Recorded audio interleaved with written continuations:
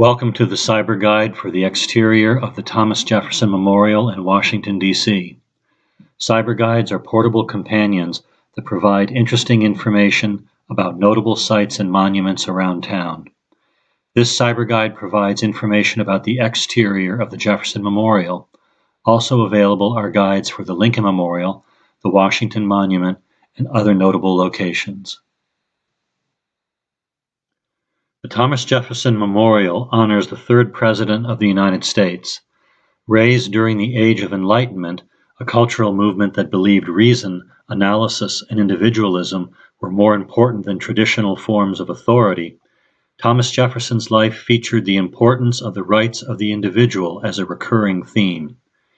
His career was multifaceted and included being a lawyer, a representative to the colonial House of Burgesses, a delegate to the Second Continental Congress, author of the first draft of the Declaration of Independence, member of the Virginia House of Delegates, governor of Virginia, delegate to the Congress of the Confederation, trade envoy to France, Secretary of State, Vice President, President, and founder of the University of Virginia.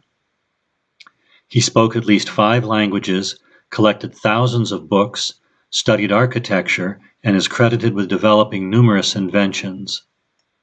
John F. Kennedy, when hosting a White House dinner for Nobel Prize winners in 1962, is quoted as saying, "I think this is the most extraordinary collection of talent, of human knowledge, that has ever been gathered at the White House, with a possible exception of when Thomas Jefferson dined alone." The exterior of the memorial features a colonnade of 26 pillars, one for each state in the Union at the time of Jefferson's death in 1826. The pillars are of the Ionic order, which can be identified by caps carved in the shape of a scroll. The portico of the memorial is topped by a triangular pediment that features a carving entitled "Drafting the Declaration of Independence." The dome of the Jefferson Memorial was inspired by the rotunda at University of Virginia. Thomas Jefferson founded the University of Virginia in 1819 and personally designed the original buildings, which centered on an academic building with columns and a dome. The inspiration for the rotunda at UVA, and by extension, therefore, the Jefferson Memorial, was the Pantheon in Rome. Built more than 2,000 years ago, the Pantheon includes the tombs of the painters Raphael and Carracci, as well as the composer Corelli.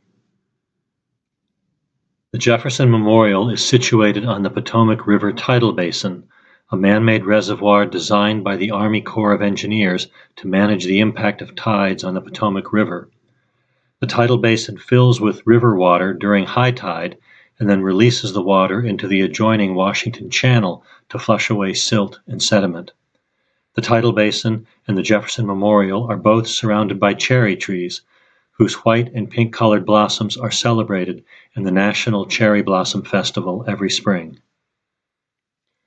In 1901, a group of eminent architects and landscape architects created the Macmillan Plan, which recommended that the National Mall be organized into an east-west axis from the Capitol to the spot where the Lincoln Memorial now stands, and a north-south axis, which runs from the White House to the spot where the Jefferson Memorial is now located. Over the next 25 years, 2 proposals for the southern site were made, one for a building similar to the Pantheon in Rome, which would commemorate significant figures in American history, and another to honor Theodore Roosevelt. Neither idea was funded by Congress.